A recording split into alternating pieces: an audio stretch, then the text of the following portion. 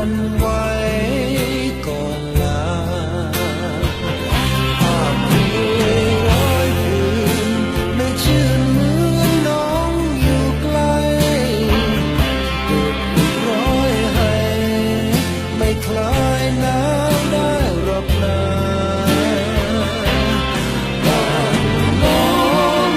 ที่ต้องหนาวหนักอุราคอยนับวันเวลา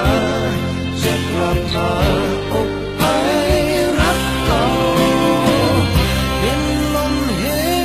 มันผ่านพันยิ่งผ่าสะท้อนโอ้น้องบางอ่อนก่อนนั้นเคยกลอเกลียดเจ้าครั้งเที่ยวชมงานพระธาตุพนมยามหน้าหนาวพี่ยังไม่ลืมนุ่มยาวโอ้แม่สา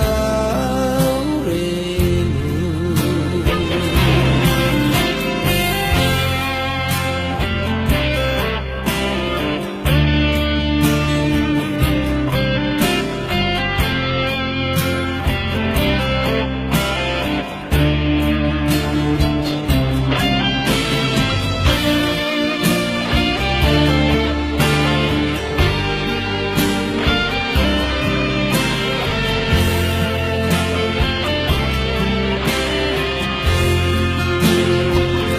ภาพเมื่อยร้อยคืนไม่ชื่นเหมือนน้องอยู่ไกล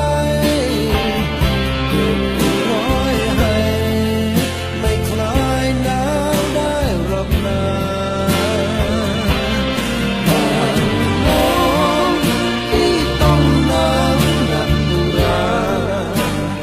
คอยนับวันเวลาจะกลับมาอบไอรักเก่า